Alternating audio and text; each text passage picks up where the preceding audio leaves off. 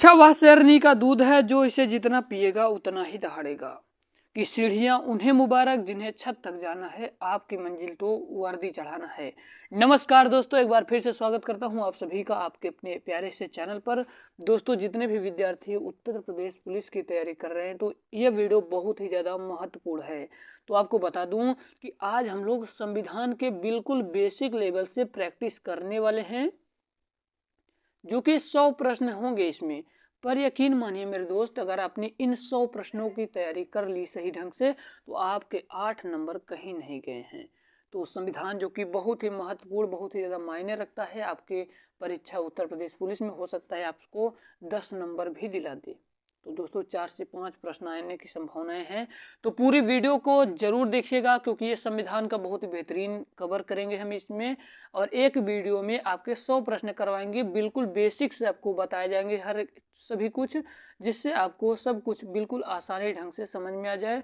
तो दोस्तों अब की बार आपको वर्दी ले लेनी है और लोगों को दिखा देना है कि आपके अंदर कितने जज्बे, कितनी साहस भरे हुए हैं और अपने माँ बाप के सपने को साकार करना है। तो चलिए दोस्तों वीडियो को शुरू करते हैं, वीडियो को स्टार्ट करते हैं समय को ना बेकार करते हुए। तो वीडियो देखने के बाद आप लोग यकीन मानिए आप लोगों को विश्वास बढ़ जाएगा आपके सिलेक्शन के लिए। मैं कसम खाता हूँ कि आपको बिल्कुल ईमानदारी से एक एक प्रश्न करवाऊंगा और आप भी हर प्रश्नों को ईमानदारी से पढ़ना। हम इसीलिए दोस्तों ऑनलाइन पढ़ा रहे हैं ताकि हर विद्यार्थी पढ़ सके जिसके पास कोचिंग जाने तक के फीस नहीं है, पेड क्लासेस नहीं ले पा रहा है। तो आपको संविधान को कवर करूंगा केवल एक वीडियो में सब कुछ निचोड़ कर रख दूंगा। तो चलिए दोस्तों वीडियो को शुरू करते हैं। देखिए टॉपिक, संविधान का निर्माण से सवाल आता है। संविधान का निर्माण मेरे भाई, तो आप सभी को बता दूं कि संविधान सभा की पहली बैठक से शुरुआत होती है। तो हेडिंग लगाइए, अपनी कॉपी निकाल लीजिए। संविधान सभा की पहले हम लोग बात करते हैं पहली बैठक। तो संविधान सभा की जो पहली बैठक हुई थी, ये बैठक कब हुई थी? 9 दिसंबर 1946 को हुई थी।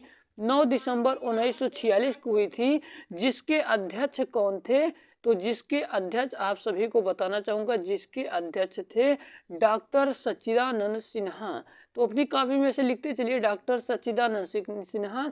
हर पॉइंट आपके लिए रामबाण होगा। बता रहा हूं दोस्तों कि जितने प्रश्न करवाऊंगा बिल्कुल ईमानदारी से, निःशुल्क जो की है। तो आपका काम एक है कि शेयर जरूर करिएगा मेरे भाई, क्योंकि हर प्रश्न बड़ी ईमानदारी से बता रहा हूँ। तो अध्यक्ष कौन थे? डॉक्टर सच्चिदानंद सिन्हा, जो कि अस्थायी अध्यक्ष थे, और जो प्रथम बैठक हुई थी ये कहाँ पर हुई थी? तो ये केंद्रीय भवन में हुई थी, जो कि दिल्ली में है। केंद्रीय भवन में हुई थी, जो कि दिल्ली में स्थित है। तो चलिए हम लोग प्रश्नों को करना शुरू करते हैं समय को ना बेकार करते हुए। तो आपको पहला प्रश्न है, कह रहा है कि भारत की संविधान सभा किसके अनुसार गठित की गई? तो दोस्तों आप सभी को बता दूं, ये जो संविधान सभा किसके अनुसार गठित की गई थी? तो याद रखिएगा, कैबिनेट मिशन योजना के तहत। कैबिनेट मिशन योजना के तहत क्या की गई थी? क्या किया गया था दोस्तों? गठित किया गया था। ऑप्शन नंबर डी वाला सही हो जाएगा। हम लोग चलते हैं अपने अगले प्रश्न की ओर। आपका दूसरा नंबर का प्रश्न क्या कह रहा है, सुनिएगा बड़े ध्यानपूर्वक। और आप सभी को बताना चाहूँगा, कुछ मैं बातें लिख रहा हूँ, इसको अभी नोट करिएगा। पहली बैठक की मैंने बात कर चुकी है, परंतु दूसरी बैठक की भी बात कर रहा हूँ। तो दूसरी बैठक कब हुई थी? सेकंड बैठक। तो सेकंड बैठक कब हुई थी? तो 11 दिसंबर, लिखिए अपने कॉपी में, 11 दिसंबर 1946 को ही हुई थी। पहली बैठक 9 दिसंबर 1946 और दूसरी 11 दिसंबर 1946। जिसके अध्यक्ष कौन थे? जिसके अध्यक्ष थे डॉक्टर राजेंद्र प्रसाद जी। जिसके अध्यक्ष डॉक्टर राजेंद्र प्रसाद जी थे। और उपाध्यक्ष, क्या भैया अगर उपाध्यक्ष की बात करें, सेकंड बैठक की अगर उपाध्यक्ष की बात करें तो एच.सी. मुखर्जी यानी कि हरेंद्र चूरन मुखर्जी और बी.टी. कृष्णाचारी यानी कि बाल कृष्णाचारी होंगे। ठीक है, बी.टी. कृष्णाचारी और एच.सी. मुखर्जी। अपनी कॉपी में नोट करते चलिए। तो दूसरा प्रश्न लोग कर रहे हैं। आपका दूसरा प्रश्न है मेरे भाई कि संविधान सभा के सदस्यों को निम्न में से किसने प्रत्यक्ष रूप से निर्वाचित किया। तो दोस्तों आप सभी को बताना चाहूंगा, ये जो बहुत महत्वपूर्ण प्रश्न है, तो आपको बता दूं इसका राइट आंसर हो जाएगा ऑप्शन नंबर ए वाला, कि संविधान सभा के सदस्यों को निम्न में से किसके प्रत्यक्ष रूप से निर्वाचित किया। तो प्रांतों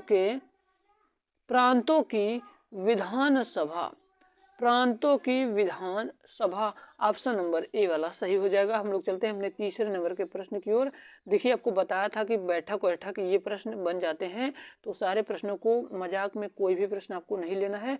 देखिए संविधान सभा की प्रथम बैठक कब हुई थी।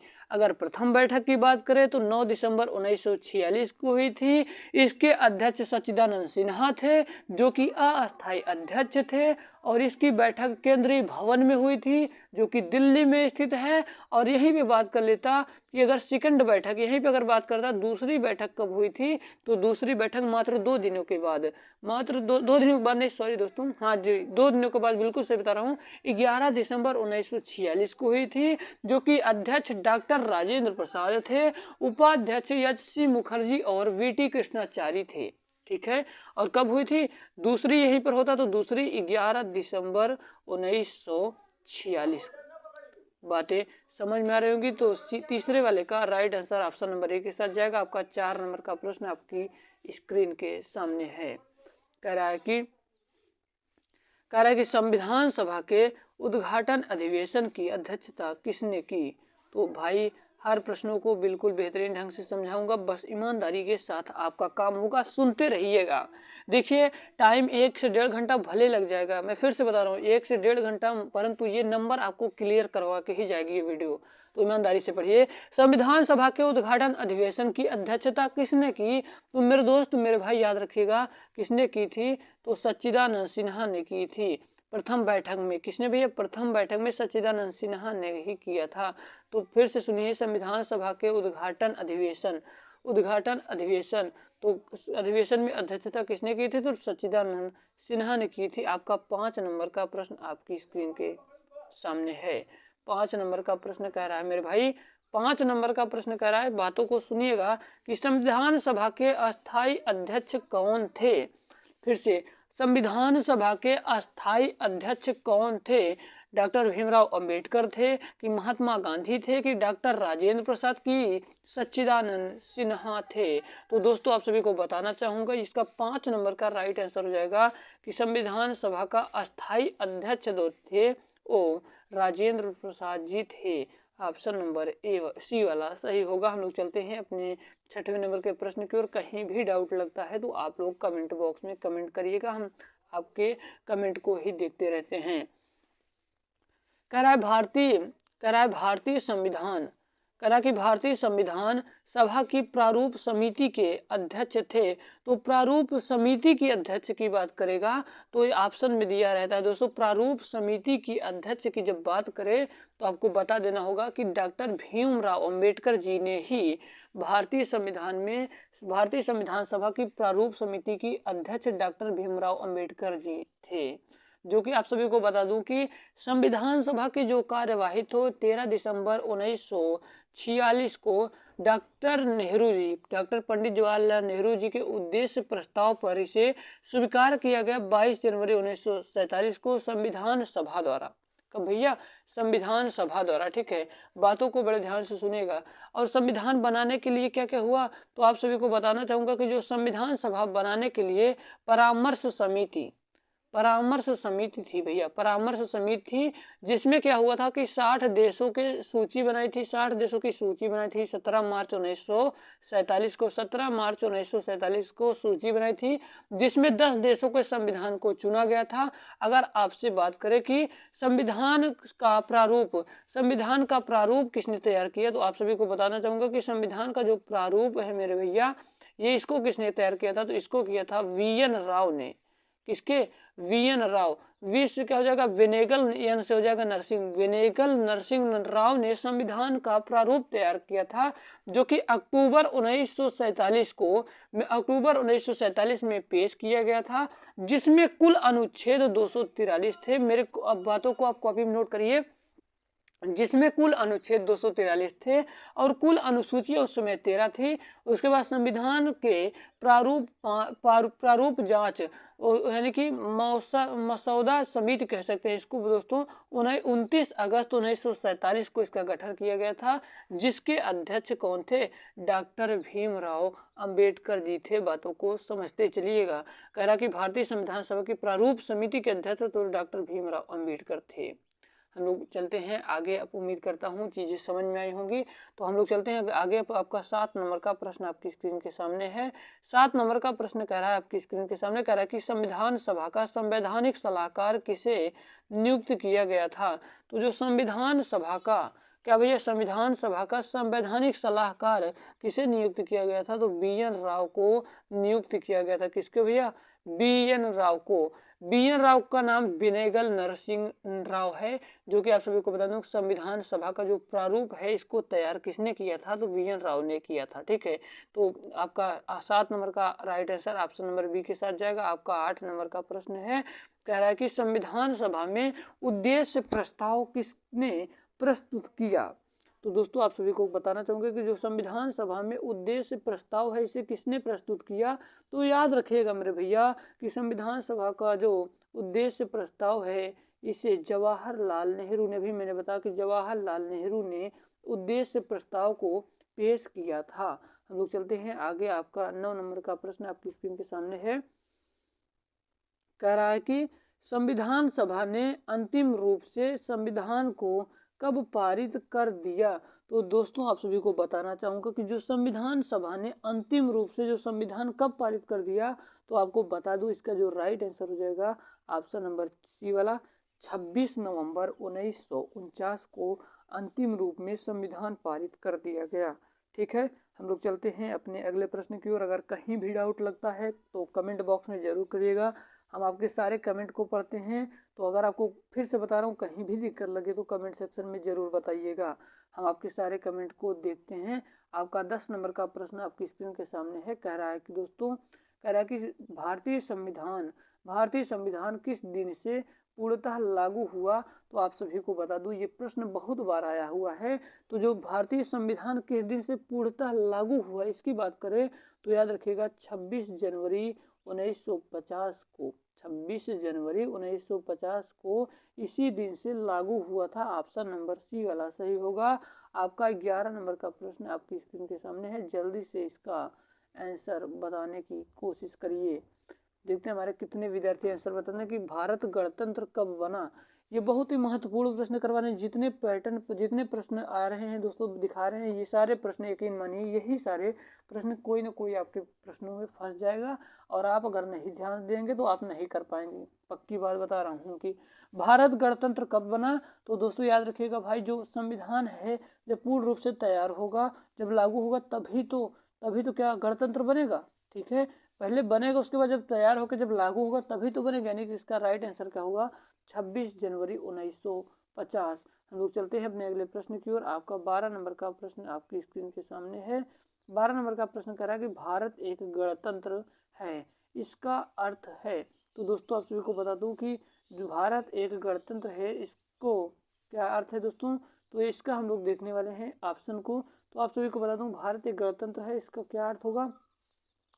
तो जो इसका राइट आंसर क्या होगा मेरे भाई? इसका राइट आंसर होगा भारत में वंशानुगत शासक नहीं है, वंशानुगत शासक नहीं है, इसका अर्थ यही होगा।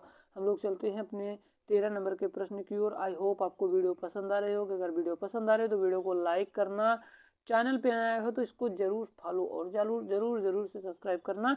13 नंबर का प्रश्न कह रहा है कि संविधान सभा द्वारा अंतिम रूप से पारित संविधान में कुल कितने अनुच्छेद और अनुसूचियां थी? तो अंतिम रूप की बात कर रहा है, तो कुल भैया क्या बताऊं, क्या पूछ रहा है कि संविधान सभा में अंतिम रूप में कितने अनुच्छेद और अनुसूचियां थे? तो दोस्तों आपको बताना चाहूंगा इसका राइट आंसर हो जाएगा 395 अनुच्छेद, 395 अनुच्छेद और 8 अनुसूचियां थी। ऑप्शन नंबर ए के साथ जाएगा इसका राइट आंसर। हम लोग चलते हैं अपने अगले प्रश्न की ओर। आपका 14 नंबर का प्रश्न आपकी स्क्रीन के सामने है। 14 नंबर का प्रश्न कह रहा है कि भारतीय संविधान के किस भाग को उसकी आत्मा की संज्ञा दी गई है? तो याद रखिएगा भारतीय संविधान के किस भाग को उसकी आत्मा की संज्ञा दी गई है, बहुत ही महत्वपूर्ण प्रश्न है। तो आपको बताना चाहूंगा, संज्ञा दी गई है प्रस्तावना को। किसको दी गई है दोस्तों? प्रस्तावना। सर दोस्तों, संवैधानिक उपचारों का अधिकार को दिया गया है। ऑप्शन नंबर सी वाला जाएगा। और दोस्तों आपको बताना चाहूंगा कि जो भारतीय संविधान की आत्मा की संज्ञा दी गई थी वो इसको किसने दिया था? तो याद रखिएगा डॉक्टर भीमराव अंबेडकर जी ने दिया था। डॉक्टर भीमराव अंबेडकर जी ने दिया था। ठीक है, आई होप आपको हर प्रश्न बिल्कुल बेहतरीन ढंग से समझ में आ रहा होगा। चलिए हम लोग चलते हैं अपने 15 नंबर के प्रश्न की ओर। 15 नंबर का प्रश्न कह रहा है, आपका 15 नंबर का प्रश्न कह रहा है कि भारतीय संविधान की कौन सी विशेषता इंग्लैंड से ली गई है? तो मेरे दोस्त आपको बता दूं कि जो भारतीय संविधान की कौन सी विशेषता इंग्लैंड से ली गई है, तो आपको बता दूं इसका राइट आंसर हो जाएगा ऑप्शन नंबर ए वाला, संसदीय प्रणाली जो है ये कहाँ से लिया गया है? ये लिया गया है इंग्लैंड के माध्यम से। आपका 16 नंबर का प्रश्न है, जल्दी से इसका आंसर बताएं कि वर्तमान में भारतीय संविधान में कुल कितनी अनुसूचियां हैं? तो आपको बताना चाहूंगा वर्तमान में कुल कितनी अनुसूचियां हैं। वर्तमान में कुल 12 अनुसूचियां हैं। 12 अनुसूचियां हैं और कितने अनुच्छेद? तो 444 अनुच्छेद वर्तमान में हैं। ठीक है, हम लोग चलते हैं अपने 17 नंबर के प्रश्न की ओर। आपका 17 नंबर का प्रश्न कह रहा है कि भारत संघ में शामिल राज्यों तथा संघ शासित क्षेत्रों का उल्लेख भारतीय संविधान की किस अनुसूची में है? तो दोस्तों आपको बताना चाहूंगा मेरे भाई, आपको बताना चाहूंगा इसका जो राइट आंसर जाएगा ऑप्शन नंबर ए के साथ प्रथम अनुसूची में है। जो संघ में शामिल राज्यों तथा संघ शासित क्षेत्रों का उल्लेख भारतीय संविधान की किस अनुसूची में है? तो पहली अनुसूची में है। अगर आपसे बात कर लेगा दोस्तों, आप सभी को बता दूं कि ये सारे प्रश्न बहुत ही बार आए हैं। सारे प्रश्नों को ईमानदारी से पढ़िए, सारे प्रश्नों को अच्छे ढंग से पढ़िए। आपको बता दूं कि अगर दूसरी अनुसूची की बात करें, दूसरी अनुसूची में क्या है, तो थोड़ा कलर दूसरा चेंज, हाँ ये वाला कलर। दूसरी अनुसूची में किसकी बात किया गया है? तो वेतन की बात किया गया है। वेतन, पेंशन एवं भत्ते की बात किया गया है। राष्ट्रपति का वेतन 5 लाख है, उपराष्ट्रपति का 4 लाख, लोकसभा अध्यक्ष का 4 लाख होता है, और जो सुप्रीम कोर्ट और हाई कोर्ट के जो जज नहीं होते भैया उनका 2.5 लाख होता है, और राज्यपाल का भी 3.5 लाख रुपए होता है। सीएजी का मतलब होता है नियंत्रक एवं महालेख, इनकी पगार भी 2.5 लाख होता है। वेतन भैया किसकी भैया, अगर वेतन की बात करें किस अनुसूची में है, तो दूसरे अनुसूची में है पेंशन, वेतन एवं भत्ता। और अगर बात कर देता है कि तीसरी अनुसूची में बताओ, तो तीसरी अनुसूची में मैं बात करूं शपथ होता है। तीसरी अनुसूची में भैया, तीसरी अनुसूची में शपथ की बातें की गई हैं।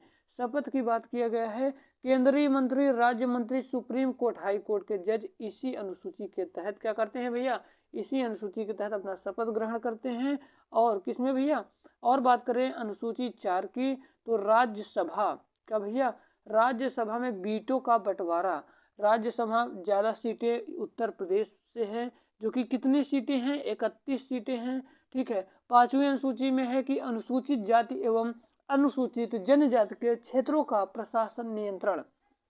और क्या बात करूं, और आप सभी को बताना चाहूंगा कि अनुसूची 6 में क्या है, तो आप सभी को बता दूं कि जो अनुसूची 6 है, क्या भैया अनुसूची जो 6 है, अनुसूची 6 में किसकी बात की गई है? तो अनुसूची 6 में एटीएमएम को आपको याद रखना होगा। एटीएमएम, जितनी बातें बता रहा हूँ सबको लिख लीजिए। एटीएमएम का मतलब होता है, ए से होता है असम, ए से होता है असम, टी से होता है क्या भैया? टी से होता है त्रिपुरा, टी से त्रिपुरा, और एम से होता है मिजोरम, और एम से होता है मेघालय। इसका मतलब असम, त्रिपुरा, मिजोरम, मेघालय का प्रशासन प्रबंध मतलब एससी एवं एसटी का प्रशासन। ठीक है, हम लोग चलते हैं, आपको बताते हैं कि अनुसूची 7 में क्या है। तो सब चीज़ों को लिखते चलिए भैया, क्योंकि कहीं से भी प्रश्न बन सकता है। तो इसीलिए हम आपको सभी चीज़ें इतना प्रोवाइड कर दे रहे हैं निःशुल्क में कि अगर आप ईमानदारी से पढ़ेंगे तो कहीं भी प्रश्न बाहर नहीं जाएगा। अनुसूची 7 में केंद्र एवं राज्यों में शक्तियों का विभाजन, केंद्र एवं राज्य में शक्तियों का विभाजन। और अनुसूची 8 में भाषाओं की बात किया गया है। अनुसूची 8 में भाषाओं की बात किया गया है, जो कि मूल भाषा, मूल संविधान में कितनी भाषाएं थी पूछा जाए तो 14 लगा दीजिएगा। और अगर आपसे पूछ ले कि वर्तमान में कितना लैंग्वेज, तो 22 लैंग्वेज हैं। ठीक है, हम लोग आपको बता रहे हैं कि अनुसूची 9 की बात करने जा रहे हैं। अनुसूची 9 क्या है, तो आप सभी को बता दूं कि अनुसूची 9 जो कि बहुत ही ज़्यादा महत्वपूर्ण है, जो कि आप सभी की परीक्षाओं की दृष्टिकोण से महत्वपूर्ण है। पहली चीज़ जान लीजिए कि 15वां जो था भैया भाषा, वो सिंधी 21वां जो संविधान संशोधन 1967 के तहत जोड़ा गया था। ठीक है, आपको बता दूं कि 9वीं अनुसूची जो है, 9वीं अनुसूची में क्या हुआ था, 15वां क्या जोड़ा गया था, जो होता नहीं भैया, 15वीं क्या जोड़ी गई थी, भाषा जोड़ी गई थी दोस्तों। 1951 में जोड़ा गया था, सॉरी दोस्तों, भूमि सुधार था। क्या भैया था, 9वीं अनुसूची में था भूमि सुधार। 9वीं अनुसूची में भूमि सुधार की बात किया गया था। इसको लिखते चलिए अपनी कॉपी में। और 10वीं अनुसूची में क्या था, दल बदल का प्रबंध। और 11वीं अनुसूची में क्या गया था, 13वां संविधान संशोधन द्वारा 1992 में पंचायत राज का हुआ था भैया। पंचायत राज में कुल कितने विषय, तो 29 विषय। और 12वीं अनुसूची में बात किया गया है 74वां संविधान संशोधन 1992 में नगरीय प्रशासन नगर पालिकाएं। तो उम्मीद करता हूँ ये 12 अनुसूची आपके समझ में आ रही होगी। अगर आपको नहीं समझ में आया है तो इसका पीडीएफ हम आपको प्रोवाइड कर देंगे। किस में प्रोवाइड करेंगे दोस्तों, तो आपको बता दूं, टेलीग्राम मेरा ग्रुप है, तो टेलीग्राम पर जाकर आप लोग ज्वाइन कर लीजिए, वहीं पर आपको प्रोवाइड कर दिया जाएगा। तो भारत संघ में शामिल राज्यों तथा संघ शासित क्षेत्रों में उल्लेखित भारतीय संविधान की किस अनुसूची में है, तो याद रखिएगा दोस्तों, इसका जो राइट आंसर हो जाएगा ऑप्शन ए, प्रथम अनुसूची में है। आपका 18 नंबर का प्रश्न आपकी स्क्रीन के सामने है। कह रहा है कि भारतीय संविधान की तीसरी अनुसूची का संबंध है। तो भारतीय संविधान की जो तीसरी अनुसूची है, इसमें किसका संबंध है, तो भारतीय संविधान की जो तीसरी अनुसूची का संबंध किससे है, तो याद रखिएगा शपथ एवं किससे भैया, शपथ एवं प्रतिज्ञान से है। मैंने अभी आपको बताया कि अगर दूसरी अनुसूची की बात करें तो दूसरी अनुसूची में क्या वेतन पेंशन भत्ते की बात किया गया है, तीसरी में क्या शपथ की बात किया गया है। इस शपथ में भैया, ये जो शपथ है इसमें कौन कौन शपथ लेगा, तो इसमें केंद्रीय मंत्री लेगा, इसमें केंद्रीय मंत्री लेगा। और इसमें कौन लेगा, राज्य मंत्री लेगा। और सुप्रीम कोर्ट और हाई कोर्ट के जज भैया किस अनुसूची के तहत लेते हैं क्या शपथ, तो तीसरी अनुसूची के तहत लेते हैं। चलिए हम लोग चलते हैं अपने 19 नंबर के प्रश्न की ओर। कह रहा है कि भारतीय संविधान की किस अनुसूची में राज्य भाषाओं का उल्लेख है। तो दोस्तों आपको बताना चाहूंगा कि भारतीय संविधान की किस अनुसूची में राजभाषाओं का उल्लेख है। तो आपको बता दूं, इसका जो राइट आंसर हो जाएगा, इसका राइट आंसर जाएगा ऑप्शन नंबर बी के साथ 8वीं अनुसूची में। हम लोग चलते हैं अपने अगले प्रश्न की ओर। आपका 20 नंबर का प्रश्न आपकी स्क्रीन के सामने है। 20 नंबर का प्रश्न कह रहा है कि दल बदल से संबंधित प्रावधान किस अनुसूची में रखे गए हैं। तो दोस्तों आप सभी को बताना चाहूंगा, इसका जो राइट आंसर हो जाएगा, जो दल बदल मैंने बताया ना मेरे भाई, दो दल बदल है, ये किस अनुसूची में, 10वीं अनुसूची में। मैंने पहले ही बातें कर चुका हूँ। तो अगर आप लोग थोड़ा सा पीछे करके उस चीज को देखिए और उसको लिखिए, अपनी कॉपी में नोट करिए कि किस अनुसूची में क्या है। मैं फिर से बोल दे रहा हूँ किस अनुसूची में क्या है। पहली अनुसूची लिखिए अपनी कॉपी में कि भारत संघ एवं उसके क्या भैया राज्य की बात किया गया है। ठीक है, भारत संघ एवं उसके क्षेत्र में की बात किया गया है। और दूसरे में है वेतन पेंशन एवं भत्ते की दूसरे अनुसूची में। तीसरे अनुसूची में शपथ की बात किया गया है। और चौथी अनुसूची में राज्यसभा में वीटो का बंटवारा की बात की गई है, जो कि उत्तर प्रदेश में सबसे ज्यादा सीट है, 31 सीट है। 5वीं अनुसूची में लिखिए अनुसूचित जाति एवं अनुसूचित जनजाति के क्षेत्रों का प्रशासन नियंत्रण करेगा। और अनुसूची 6 की बात करें तो ATMM का प्रशासन का प्रबंध, यानी कि असम, त्रिपुरा, मिजोरम, मेघालय के SC एवं ST के प्रशासन। ठीक है, अनुसूची 7 में क्या क्या किसकी बात किया गया है, अनुसूची 7 में केंद्र एवं राज्य में शक्तियों का विभाजन। 8 में भाषा। और 9 में किसकी बात किया गया है, 9 में बात किया गया है, जोड़ा जाएगा क्या भैया, भूमि सुधार की, यानी कि बात किया गया है। ठीक है, और 10वीं अनुसूची में क्या, दल बदल का प्रतिबंध की बात किया गया है। 11वीं अनुसूची में पंचायत राज्य का की बात किया गया है, जो कि कुल विषय कितने, 29 हैं। 12वीं अनुसूची में नगरीय प्रशासन नगर पालिकाएं की बात किया गया है। आई होप आपको हर प्रश्न समझ में आ रहा होगा। आपका 21 नंबर का प्रश्न आपकी स्क्रीन के सामने है। कह रहा है कि पंचायती राज व्यवस्था संबंधित प्रावधान भारतीय संविधान की किस अनुसूची में रखे गए हैं? तो दोस्तों याद रखिएगा, ये जो प्रश्न है बहुत बार आया हुआ है, तो आप सभी को बता दूं इसका जो राइट आंसर हो जाएगा 11वीं अनुसूची में रखा गया है। इन सारी बातों को मैं बिल्कुल बेसिक लेवल से इसीलिए चल रहा हूँ ताकि आपको कहीं भी दिक्कत ना आए। अगर कहीं भी दिक्कत आता है तो कमेंट सेक्शन में कमेंट करिएगा और टेलीग्राम पे जुड़ जाइएगा, इसका पूरा PDF आपको वहाँ पे प्रोवाइड कर दिया जाएगा। तो 22 नंबर का प्रश्न कह रहा है कि भारतीय संविधान के किस अनुच्छेद में यह अंकित है कि भारत अर्थात इंडिया राज्यों का एक संघ है? तो दोस्तों आप सभी को बता दूं कि भारतीय संविधान के किस अनुच्छेद में, तो अनुच्छेद 1 में कहा गया है क्या कि भारत राज्यों का संघ है। अनुच्छेद 1 में क्या कहा गया है? अनुच्छेद 1 में कहा गया है कि भारत राज्यों का संघ है, जो कि भाग 1 में आता है। क्या भैया? जो कि ये भाग 1 में आता है। भाग 1 में अनुच्छेद 1 से लेकर 4 अनुच्छेदों तक की चर्चाएं किया गया है। किसके भैया? भाग 1 में अनुच्छेद 1 से लेकर 4 तक की चर्चा किया गया है। और दूसरे में दूसरे आर्टिकल यानी कि दूसरे अनुच्छेद में बात किसकी की गई है?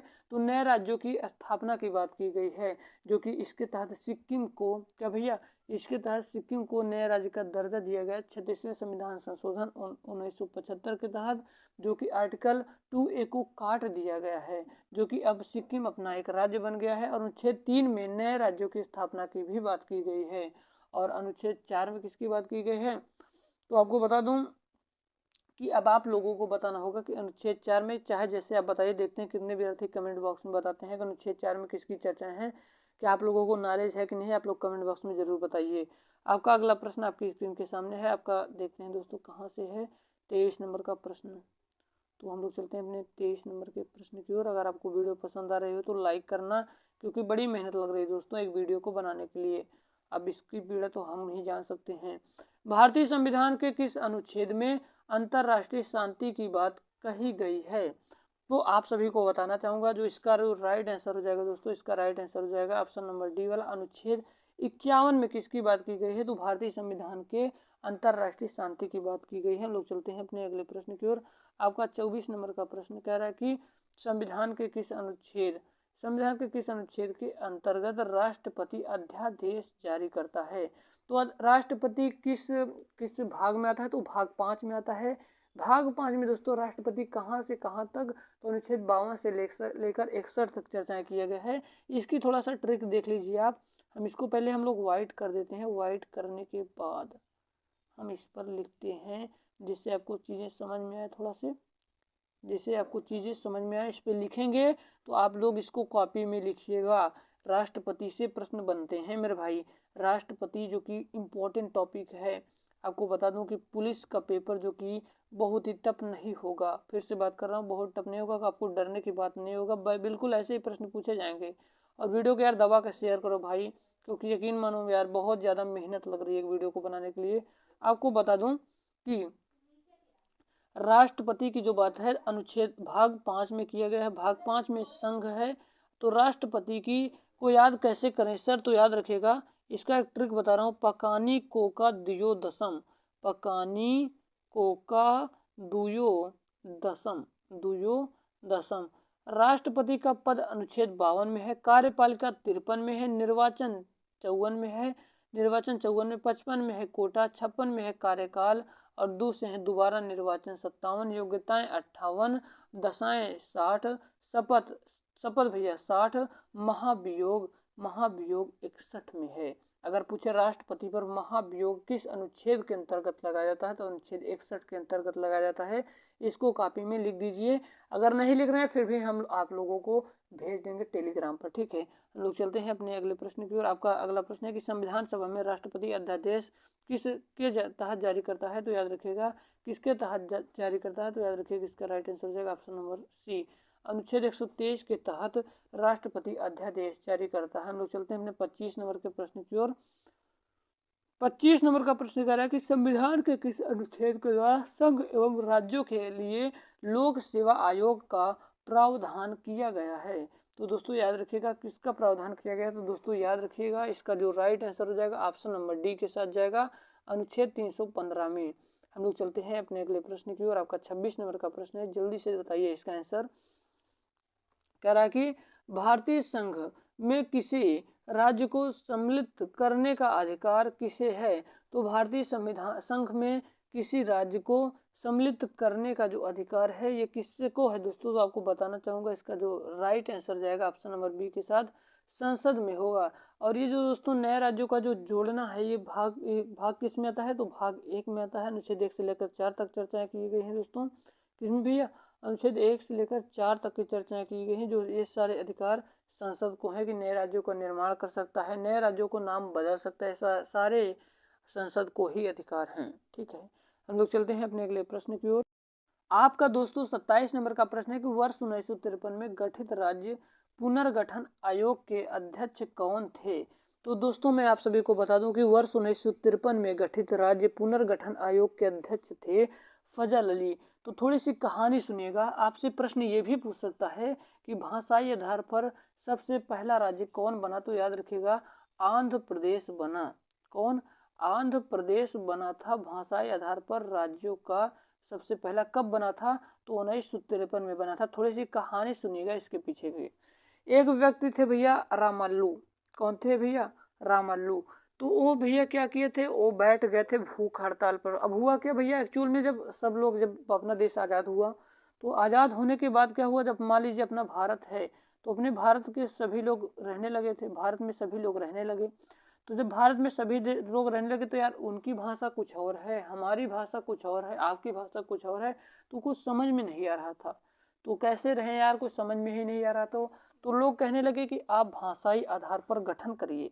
तो इसके लिए दोस्तों क्या हुआ, JBP जवाहरलाल नेहरू, JBP जवाहरलाल नेहरू, पताभी सीतारमैया और सरदार वल्लभ भाई पटेल ने इसको कहने की बात की, मतलब कि भाषाई आधार पर गठन करने की बात की, पर वो नहीं हो पाया।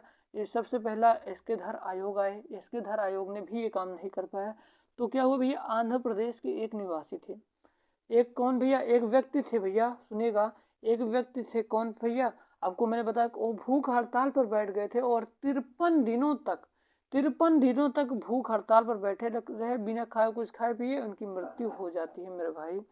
इनकी मृत्यु होने के बाद हड़कंप मच जाता है, जिससे इनको पहले राज्य का गठन करना पड़ा, जो कि भाषाई आधार पर 1953 ईस्वी में, जो कि आंध्र प्रदेश बना। उम्मीद करता हूँ एक एक बातें समझ में आ रही होंगी। आपका 28 नंबर का प्रश्न आपकी स्क्रीन के सामने है। कह रहा है कि सर्वोच्च न्यायालय के एक निर्णय के अनुसार निजता के अधिकार को संविधान के किस अनुच्छेद के तहत परिभाषित किया गया? तो दोस्तों आप सभी को बता दूं कि जो निजता का अधिकार है ये आर्टिकल 21 के तहत रखा गया, 21 के तहत रखा गया, आर्टिकल 21 के तहत। हम लोग चलते हैं अपने अगले प्रश्न की ओर। और आपको इसमें यह भी बताया गया है किसी गोपनीय जानकारी कोई नहीं ले सकता।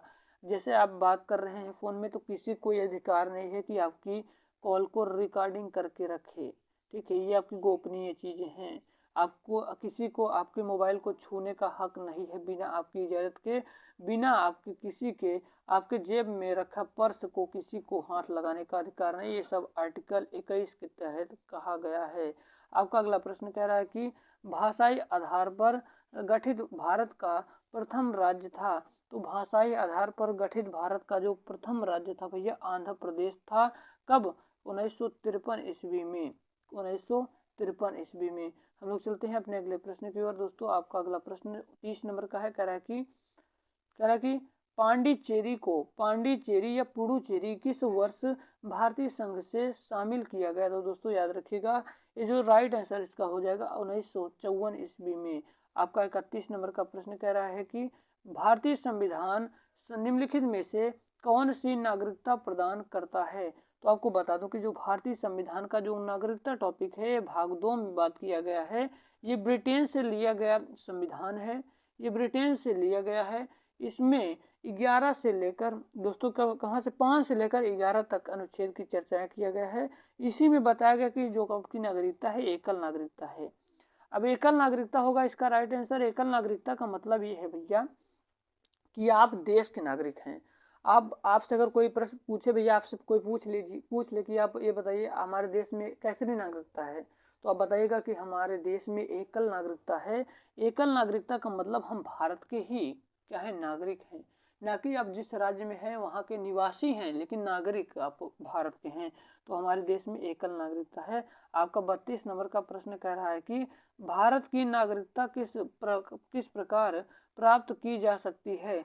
तो भारत की जो नागरिकता है ये किस प्रकार प्राप्त की जा सकती है। तो दोस्तों याद रखिएगा, जो भारत की जो नागरिकता है ये किस प्रकार प्राप्त की जा सकती है। तो 5 प्रकार से प्राप्त की जा सकती है। जन्म के आधार पर भी की जा सकती है, जन्म के आधार पर भी की जा सकती है, वंशानुक्रम के आधार पर भी किया जा सकता है, और देशीयकरण के भी आधार पर किया जा सकता है, और अर्जित भूमि।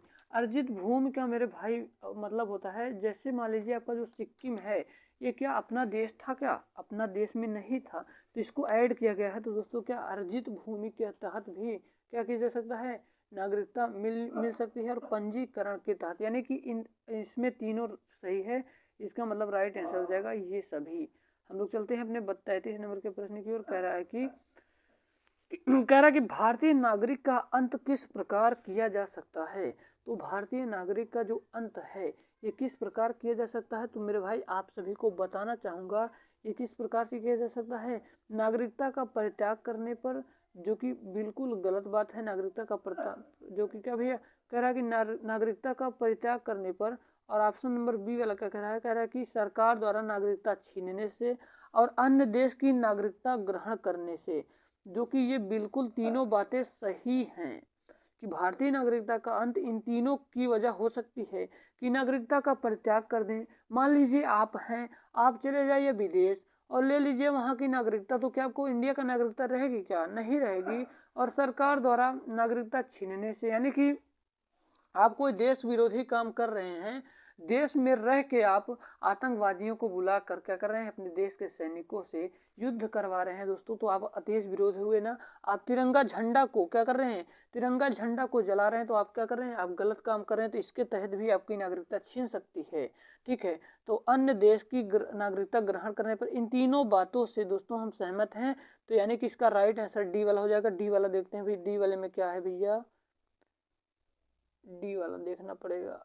डी वाला क्या दिया गया है, हम लोग कहाँ तक जहाँ तक भी पहुँचे हैं। देखिए दोस्तों, डी वाला दिया ही गया है कि उपरोक्त तो सभी प्रकार से, तो ऑप्शन नंबर डी के साथ जाएगा। हम लोग चलते हैं अपने 34 नंबर के प्रश्न की ओर।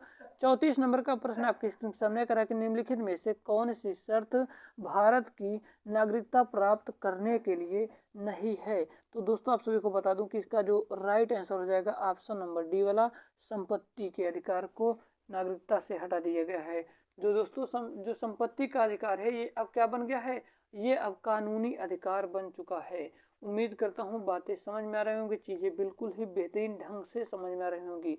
अगर आपको कहीं भी डाउट लगता है तो आप कमेंट बॉक्स में कमेंट कर सकते हैं। आपका 35 नंबर का प्रश्न कह रहा है कि 35 नंबर का प्रश्न कह रहा है कि वर्तमान में भारत में राज्यों एवं केंद्र शासित प्रदेशों की संख्या क्रमशः है। तो आपको बताना चाहूँगा इसका जो राइट आंसर हो जाएगा ऑप्शन नंबर सी वाला, जो कि 29 एवं 7। 29 एवं 7 भैया, 29 एवं 7, ठीक है। जो कि दादर और नगर हवेली को दोनों को अब जोड़ दिया गया है, इसीलिए कि ये 8 से नहीं अब 7 हो गया है। हम लोग चलते हैं अपने अगले प्रश्न की ओर। आपका 36 नंबर का प्रश्न में मूल अधिकार की बात करता है। तो कि मूल अधिकार बहुत ही ज़्यादा महत्वपूर्ण टॉपिक है, ठीक है। इसमें अनुच्छेद 11 से लेकर 35 तक की बात किया गया है। जो कि मूल अधिकार ये कहाँ से लिया गया है, आप लोग कमेंट बॉक्स में जरूर बताइएगा। और नीति निर्देशक तत्व यानी कि इसको डीपीएसपी कहा जाता है। इसमें 35 से लेकर 51 तक अनुच्छेद की चर्चा किया गया है। डीपीएसपी पूछा जाएगा कि किस देश से लिया गया है, तो ये आयरलैंड के संविधान से लिया गया है। और इसी को यानी कि नीति निर्देशक तत्व को केटी शाह ने चेक के समान कहा है। इसी प्रकार से प्रश्न बनेगा, किस प्रकार से बनेगा आइए हम लोग देखते हैं। 36 नंबर का प्रश्न कह रहा है कि भारतीय संविधान में नागरिकों के मूल अधिकारों का वर्णन है। तो जल्दी से आंसर बताइए, बहुत अच्छे विद्यार्थी हमारे हैं जो आंसर दे रहे हैं। तो आपको बता दूं, भारतीय संविधान में नागरिकों के मूल अधिकारों का वर्णन है तो अनुच्छेद 12 से लेकर 35 तक, अनुच्छेद 12 से लेकर 35 तक मूल अधिकार में है। और डायरेक्शन प्रिंसिपल स्टेट पॉलिसी यानी कि राज्य के नीति निर्देशक तत्व में 36 से लेकर 51 तक अनुच्छेदों की चर्चाएं किया गया है। जो कि भैया क्या जो कि आपका डीपीएसपी यानी कि जो राज्य के नीति निर्देशक तत्व है, इसको आयरलैंड के संविधान से लिया गया है। आयरलैंड के संविधान, आयरलैंड ने इसको कहाँ से, इसको आयरलैंड ने इसको रूस से लिया है। ठीक है, उम्मीद करता हूँ चीज़ें समझ में आ रही होंगी। और केटी शाह ने किसको, राज्य के नीति निर्देशक तत्व को चेक के समान कहा है। हम लोग चलते हैं अपने अगले प्रश्न की ओर। आपका अगला प्रश्न है कि वर्तमान में भारतीय नागरिकों को कितने मूल अधिकार हैं। तो वर्तमान में भारतीय नागरिकों को कुल 6 मूल अधिकार हैं। कुल कितने भैया, कुल 6 मूल अधिकार हैं, जो कि संपत्ति के अधिकार को काट दिया गया है किस संविधान संशोधन द्वारा, 48वें संविधान संशोधन द्वारा 1976 के तहत उसको हटा दिया गया है और उसको क्या कर दिया गया है, उसको कानूनी अधिकार बना दिया गया है संविधान के संपत्ति के अधिकार को। हम लोग चलते हैं अपने 38 नंबर के प्रश्न की ओर। 38 नंबर का प्रश्न कह रहा है कि मूल अधिकारों को प्रवर्तित कराने की शक्ति किसे प्राप्त है। तो ऑप्शन ए है संसद को, बी है राष्ट्रपति को, सी है उच्च एवं न्यायालय को, और डी है सिर्फ उच्चतम न्यायालय को। तो दोस्तों आपको बताना चाहूंगा इसका जो राइट आंसर हो जाएगा ऑप्शन नंबर सी वाला, उच्च एवं न्यायालय को। जो मूल अधिकार है, मूल अधिकार प्रवर्ति कराने की जो शक्ति है, ये ना तो संसद को है, ना तो राष्ट्रपति को है, और ना ही सिर्फ उच्च न्यायालय को है, उच्च एवं न्यायालय को है। ऑप्शन नंबर सी वाला सही हो जाएगा। हम लोग चलते हैं आपके अगले प्रश्न की ओर। देखिए दोस्तों, अगला प्रश्न है कि प्रेस की स्वतंत्रता का अधिकार निहित है। तो प्रेस की स्वतंत्रता आप सभी को बताना चाहूँगा, ये बहुत ज़्यादा महत्वपूर्ण प्रश्न है। तो इससे बहुत सारे प्रश्न किस प्रकार से बनेंगे, हम इसकी चर्चा करता हूँ कि प्रेस की जो स्वतंत्रता है अनुच्छेद 19 के पहले से है। अनुच्छेद 19 में क्या है भैया, जो बोल रहे हैं हम लोग ना, बोलने की स्वतंत्रता है, और झंडा लहराने की स्वतंत्रता है, पुतला जलाने की स्वतंत्रता है, अभिव्यक्ति की स्वतंत्रता है, आरटीआई तथा प्रेस की स्वतंत्रता है। अनुच्छेद 1 से लेकर किसमें भैया, अनुच्छेद 19 के 1 में कितनी स्वतंत्रता की बात की गई है, कुल कितनी स्वतंत्रता की, 6 स्वतंत्रताओं की बात किया गया है क्या भैया। दूसरे वाले में बताया गया है कि बिना संगठन बनाने की स्वतंत्रता, अनुच्छेद 19 के दूसरे में बताया गया है कि बिना संगठन बनाने की स्वतंत्रता। तीसरे वाले में बताया गया है कि संगठन बनाने की स्वतंत्रता। चौथे में बिना रोक टोक चारों ओर घूमने की स्वतंत्रता। ये सारी स्वतंत्रताएं अनुच्छेद 19 में है। और भारत में किसी भी क्षेत्र में आप बस सकते हैं, ये अनुच्छेद 19 में ही है। जो कि संपत्ति के अधिकार था, परंतु अब ये काट दिया गया है 44वें संविधान संशोधन द्वारा। याद रखिएगा दोस्तों, अभी मैंने गलत बताया था वहां पर। 44वें संविधान संशोधन द्वारा संपत्ति के अधिकार को क्या आप कर दिया गया है, कानूनी अधिकार कर दिया गया है। जो कि संपत्ति के कब किया गया, 1978 ईस्वी में किया गया था। संपत्ति का अधिकार भी इसी के अंतर्गत आता था, परंतु अब ये कानूनी अधिकार बन चुका है। और व्यवसाय करने की स्वतंत्रता भी अनुच्छेद 19 में ही है। उम्मीद करता हूँ एक एक बातें समझ में आ रही होंगी। आपका 40 नंबर का प्रश्न आपकी स्क्रीन के सामने है, जल्दी से आंसर बताइए। कह रहा है कि संपत्ति के अधिकार को किस संविधान संशोधन के द्वारा मूल अधिकार से हटा दिया गया।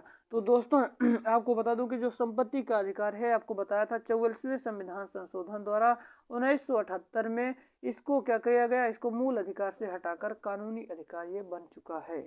हम लोग चलते हैं अपने अगले प्रश्न की ओर। आपका 41 नंबर का प्रश्न कह रहा है कि वर्तमान में आज जैसे संविधान के प्रश्न करवा रहे हैं, इसी प्रकार से हम एक वीडियो में इतिहास के प्रश्न करवाएंगे, एक ही वीडियो में भूगोल के प्रश्न करवाएंगे, एक ही वीडियो में इकोनॉमिक्स के करवाएंगे, और एक ही वीडियो में साइंस के। तो मात्र 8 दिनों में आपके सारे टॉपिक को कवर कर देंगे, जिससे आप परीक्षाओं में हॉल में बैठेंगे तो आपको बहुत ही सुकून एवं राहत मिलेगी। अगला प्रश्न है कि वर्तमान में संपत्ति के अधिकार को एक प्रकार का क्या है, एक प्रकार का विविध अधिकार, यानी कि भैया विविध अधिकार का मतलब क्या हो जाएगा, ये कानूनी अधिकार। विविध का मतलब होता है कानूनी, तो कानूनी अधिकार बन गया है संपत्ति का अधिकार। हम लोग चलते हैं अपने 42 नंबर के प्रश्न की ओर। कह रहा है कि किस अनुच्छेद के द्वारा 6 से 14 वर्ष तक के बच्चों के लिए शिक्षा का अधिकार मूल अधिकार माना गया। तो दोस्तों आप सभी को बताना चाहूंगा, इसका राइट आंसर हो जाएगा ऑप्शन नंबर डी वाला। 21 के क में कहा गया है कि 6 वर्ष से क्या भैया 6 से 14 वर्ष के बच्चों को निःशुल्क प्राथमिक शिक्षा दिया जाएगा। जो कि ये किस संविधान संशोधन के तहत किया गया, तो 6वें संविधान संशोधन 2002 द्वारा इसे जोड़ा गया है कि 6 से 14 वर्ष के आयु के बच्चों को निःशुल्क शिक्षा दी जाएगी। हम लोग चलते हैं अपने 43 नंबर के प्रश्न की ओर। कह रहा है कि व्यक्तिगत स्वतंत्रता के लिए निम्न में से कौन सी रीट याचित दायर की जा सकती है। तो दोस्तों आप सभी को बता दूं, इसका जो राइट आंसर हो जाएगा ऑप्शन नंबर बी वाला, बंदी प्रत्यक्षीकरण। जो कि आपको कुछ चीजें बातें बता रहा हूँ, तो इसको दोस्तों आप लोग बड़े ध्यान से सुनिएगा।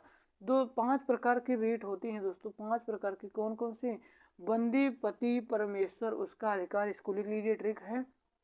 बंदी प्रत्यक्षीकरण है, बंदी प्रत्यक्षीकरण, परमादेश, अधिकार पृष्ठा, अधिकार पृष्ठा है, और क्या भैया, अधिकार पृष्ठा भी है। ये 3 चीज मैंने बता दिया था।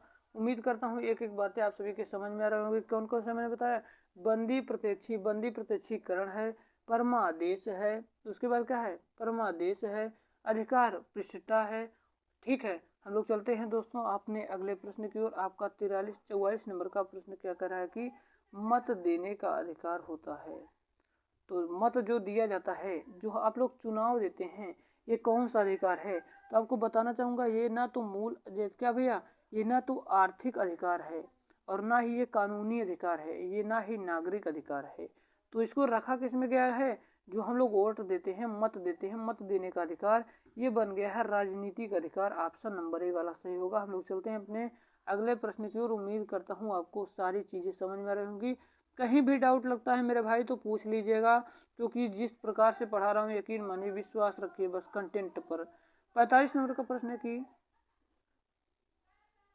भारतीय संविधान के किस अनुच्छेद में राज्य के नीति निर्देशक तत्वों का उल्लेख है?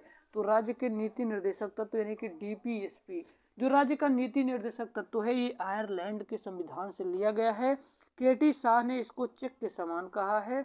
तो भारतीय संविधान के किस अनुच्छेद में राज्य के नीति निर्देशक तत्व का उल्लेख है? तो मेरे भाई याद रखिएगा, ये अनुच्छेद 35 से लेकर 51 तक की चर्चा किया गया है। जो कि ये भाग कितने में है? भाग 4 में है। भाग 1 में क्या है? भारत राज्यों का राज्य संघ और राज्य क्षेत्र। दूसरे में नागरिकता है। तीसरे में मूल अधिकार है। चौथे में डायरेक्शन प्रिंसिपल स्टेट पॉलिसी की राज्य के नीति निर्देशक तत्व हैं। भाग 1 में अनुच्छेद 1 से लेकर 4 तक की चर्चा किया गया है। दूसरे में 5 से 11 तक की चर्चा किया गया है, और तीसरे में 11 से लेकर 35 तक की चर्चा किया गया है। चौथे में 36 से लेकर 51 तक की चर्चा किया गया है। हम लोग चलते हैं अपने 46 नंबर के प्रश्न की ओर। और भाग 3 में दोस्तों अगर पूछ लेकर मूल अधिकार में कितने अनुच्छेद से लेकर कितने तक चर्चा किए गए, तो याद रखिएगा दोस्तों, किस अनुच्छेद से लेकर कितने तक? तो 12 से लेकर 35 अनुच्छेद। प्रश्न है कि संविधान में कल्याणकारी राज्य की अवधारणा किसमें निहित है? तो दोस्तों याद रखिएगा मेरे भाई, मेरे आप सभी को बता दूं मेरे भाई, जितने ईमानदारी से पढ़ा रहा हूँ इतनी ईमानदारी से पढ़िएगा, और वीडियो को शेयर जरूर करिएगा दोस्तों, क्योंकि बहुत ही मेहनत लग रहा है इस वीडियो को बनाने के लिए। एक वीडियो में पूरे संविधान को ख़त्म करना कोई मामूली बात नहीं है, लेकिन आप लोगों के लिए, आप लोगों के कहने पर, डिमांड पर कि सर हमको 10 दिन में पूरा जीएस के पोर्शन कवर करवाइए।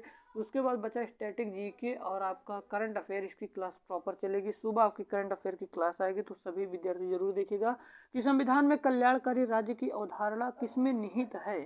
तो मेरे भाई याद रखिएगा, ये किसमें निहित है? ये मूल अधिकार में निहित है, मूल अधिकार में निहित है। हम लोग चलते हैं अपने अगले प्रश्न की ओर। आपका 47 नंबर का प्रश्न कह रहा है आपकी स्क्रीन नीति निर्देशक सिद्धांत है। तो नीति निर्देशक जो सिद्धांत है ये क्या है? ये प्रश्न बहुत बार आया हुआ प्रश्न, तो बहुत महत्वपूर्ण है। तो क्या हो जाएगा दोस्तों? असंतवाद योग। नीति निर्देशक तो क्या कहता है? इसे न्यायालय द्वारा लागू नहीं किया जा सकता। यानी कि दोस्तों ये राज्य के हित में तो बात करेगा, परंतु ये सरकार की ओर है। नीति निर्देशक तत्व का सिद्धांत ऑप्शन नंबर कौन सा सही हो जाएगा? ऑप्शन नंबर, सॉरी दोस्तों, ये वाद योग्य है। गलत हो गया मेरे भाई, यहाँ पर थोड़ा ध्यान नहीं दिए हम, तो इसके लिए आप लोगों से माफ़ी चाहते हैं दोस्तों। ये 46 नंबर का क्या प्रश्न था? 46 नंबर का प्रश्न कह रहा है, ये 46 नंबर का प्रश्न भी हमसे गलत हो गया है। कह रहा है भैया कि संविधान में कल्याणकारी राज्य की अवधारणा किसमें निहित है? तो दोस्तों देख नहीं पाए तो आप लोग कमेंट कर दीजिए ना भाई, कमेंट कर देना चाहिए था कि संविधान में कल्याणकारी राज्य की अवधारणा किसमें निहित है? तो मूल कर्तव्य में है, मूल कर्तव्य में है। आपका 47 नंबर का प्रश्न कह रहा है कि नीति निर्देशक सिद्धांत है। तो नीति निर्देशक जो सिद्धांत है, इसे कहा गया कि न्यायालय द्वारा ये लागू नहीं किया जा सकता। यानी कि न्यायालय में आप नहीं जा सकते, यह सरकार के भले के लिए है। सरकार इसमें क्या करेगी, लोगों के हित में बात करेगी। इसी को नीति निर्देशक सिद्धांत में कहा गया है। इसमें 36 से लेकर 51 तक अनुच्छेदों की चर्चाएं की गई है। ये आयरलैंड के संविधान से लिया गया है। केटी शाह ने इसे चेक के समान किया कहा है। तो नीति निर्देशक सिद्धांत है तो वाद योग्य, क्या भैया, वाद योग्य नहीं है, वाद योग्य नहीं है। और अगर बात करें मूल अधिकार, तो मूल अधिकार पर लगाएगा कि ये वाद योग्य है। आपका 48 नंबर का प्रश्न कह रहा है कि 48 नंबर का प्रश्न कह रहा है कि भारतीय नागरिकों के लिए एक समान सिविल संहिता का उल्लेख किस अनुच्छेद में है। तो मेरे भाई आप सभी को बताना चाहूंगा ये 48 नंबर का प्रश्न बहुत ही ज्यादा महत्वपूर्ण है। तो इसका राइट आंसर हो जाएगा ऑप्शन नंबर सी वाला, अनुच्छेद 43 में है। हम लोग चलते हैं अपने अगले प्रश्न की ओर। कह रहा है कि भारत के किस राज्य में समान नागरिक संहिता लागू है।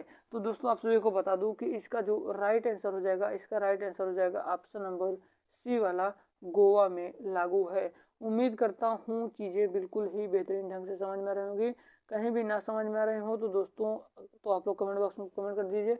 भारतीय नागरिक के लिए एक समान सिविल संहिता किस अनुच्छेद में है, तो अनुच्छेद 44 में है मेरे भाई, ठीक है, अनुच्छेद 44 याद रखिएगा। आपका 50 नंबर का प्रश्न आपकी स्क्रीन के सामने है। कह रहा है कि राज्य के नीति निर्देशक सिद्धांतों के अनुसार किस आयु तक के बच्चों को निःशुल्क एवं अनिवार्य शिक्षा देने की आशा की जाती है। तो दोस्तों याद रखिएगा किस वर्ष तक, तो 6 से लेकर 14 वर्ष तक के बच्चों को क्या कहा गया है कि निःशुल्क शिक्षा दी जाएगी। जो कि अगर आपसे पूछ ले कि ये वाद योग है कि नहीं है, तो वाद योग नहीं है। इसमें सरकार लोगों के बारे में कल्याण की बातें तो करेगी, परंतु कुछ डिसमिस होने पर भी आपको क्या, आपको न्यायालय द्वारा लागू नहीं किया जाएगा, ठीक है। तो इन चीजों को याद रखिएगा। अनुच्छेद प्रश्न नंबर 50 है, तो इसका राइट आंसर किसके साथ जाएगा, इसका राइट आंसर जाएगा अनुच्छेद ऑप्शन नंबर ए के साथ, 14 वर्ष। आपका 51 नंबर का प्रश्न क्या कर रहा है, बड़े ध्यान से सुनिएगा। 51 नंबर का प्रश्न कह रहा है कि भारतीय संविधान में मूल कर्तव्यों का वर्णन किस अनुच्छेद में है।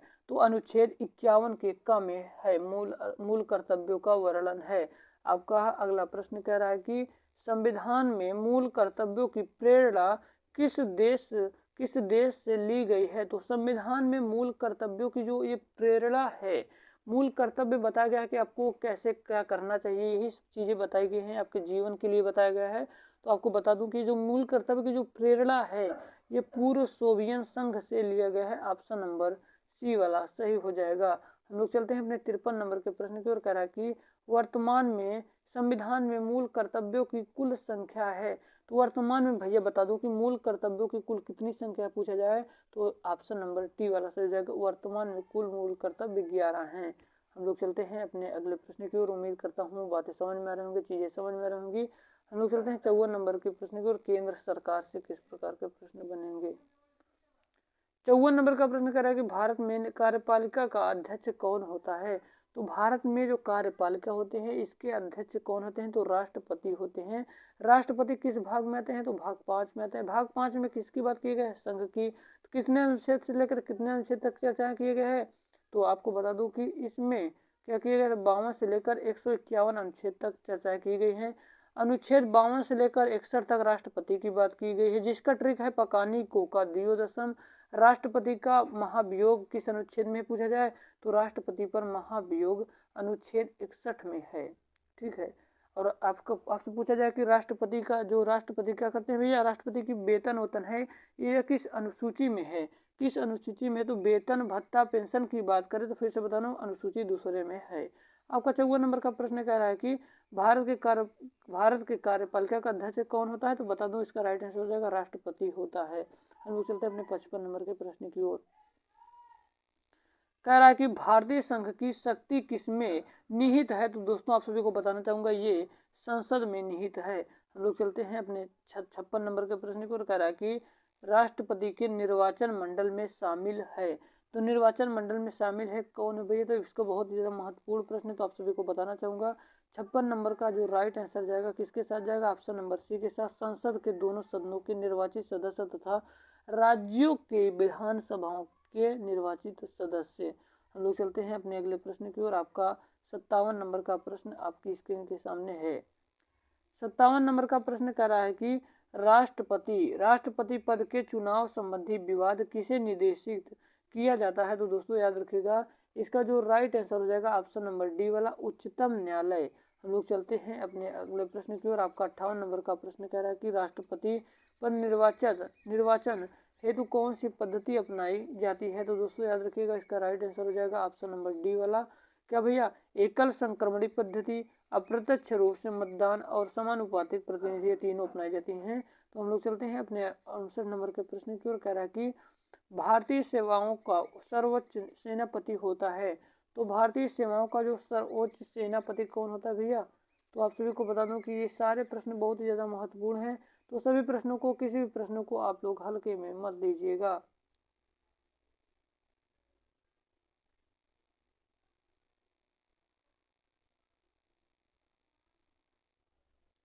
कह रहा है कि भारतीय सेवाओं का सर्वोच्च सेनापति होता है।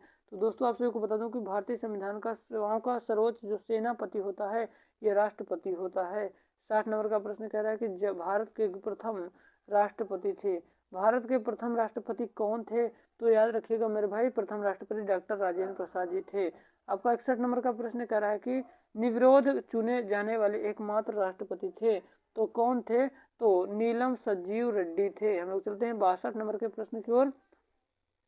कह रहा है कि राष्ट्रपति पर महाभियोग का आरोप संसद के किस सदन द्वारा लगाया जाता है। तो दोस्तों याद रखिएगा, ये किसके द्वारा लगाया जाता है, संसद के किसी भी सदन से, राज्यसभा या लोकसभा किसी भी सदन से लगाया जा सकता है। हमारा 63 नंबर का प्रश्न कह रहा है कि कोई व्यक्ति राष्ट्रपति पद के लिए अधिकतम कितनी बार निर्वाचित हो सकता है। तो दोस्तों याद रखिएगा, तो कोई सीमा नहीं है, कितनी भी बार हो सकता है। हम लोग चलते हैं अपने अगले प्रश्न की ओर। आपका 64 नंबर का प्रश्न कह रहा है कि राष्ट्रपति को पद एवं गोपनीयता की शपथ कौन दिलवाता है। तो याद रखिएगा दोस्तों, इसका जो राइट आंसर हो जाएगा उच्चतम न्यायालय के मुख्य न्यायाधीश दिलवाते हैं। आपका 65 नंबर का प्रश्न कह रहा है कि उपराष्ट्रपति के निर्वाचन मंडल में शामिल होते हैं। तो निर्वाचन मंडल में शामिल होते हैं क्या भैया, राज्यसभा एवं लोकसभा के द्वारा शामिल होते हैं। हम लोग चलते हैं अपने अगले प्रश्न की ओर। आपका अगला प्रश्न है कि भारत के उपराष्ट्रपति को पद से कौन हटा सकता है। तो याद रखिएगा दोस्तों, इसका राइट आंसर हो जाएगा लोकसभा की सम्मति से राज्यसभा। आपका 67 नंबर का प्रश्न कह रहा है कि राज्यसभा की बैठकों का समापति कौन करता है। तो दोस्तों याद रखिएगा, इसका राइट आंसर हो जाएगा ऑप्शन नंबर बी वाला उपराष्ट्रपति। आपका हम लोग चलते हैं अपने अगले प्रश्न की ओर। उम्मीद करता हूँ अभी तक जो बताए जा रहे सारे प्रश्न समझ में आए होंगे। कहीं भी डाउट लगता है तो कमेंट बॉक्स में कमेंट करिए। किस एकमात्र उपराष्ट्रपति की मृत्यु पद पर आसीन रहते हुई। तो दोस्तों याद रखिएगा, इसका जो राइट आंसर हो जाएगा ऑप्शन नंबर वाला कृष्णकांत। हम लोग चलते हैं अपने 69 नंबर के प्रश्न की ओर। कह रहा है कि निम्न में से कौन संसद का अस्थायी एवं उच्च सदन है। तो दोस्तों याद रखिएगा, जो इसका राइट आंसर हो जाएगा ऑप्शन नंबर बी वाला राज्यसभा। आज का लास्ट प्रश्न यहाँ तक ही करवा पाएंगे। 30 प्रश्न बचे हैं, 30 से मान लीजिए 40 प्रश्न 71 से अगले वीडियो में करवाएंगे दोस्तों। अगर वीडियो पसंद आई है तो बहुत दोस्तों आप सभी को बता दूं, बहुत मेहनत से वीडियो बनाई गई है, तो वीडियो को लाइक जरूर करना। 70 नंबर का प्रश्न है कि राष्ट्रपति द्वारा राज्यसभा में कितने सदस्यों को मनोनीत किया जाता है। तो कितने सदस्यों को मनोनीत किया जा सकता है। तो दोस्तों आप सभी को बताना चाहूंगा, इसका जो राइट आंसर हो जाएगा ऑप्शन नंबर सी वाला 12 सदस्यों को। आई होप आपको वीडियो पसंद आए। तो वीडियो को लाइक करना, चैनल पे नया है तो जरूर सब्सक्राइब करना ऐसे ही इंटरेस्टिंग और धमाकेदार वीडियो।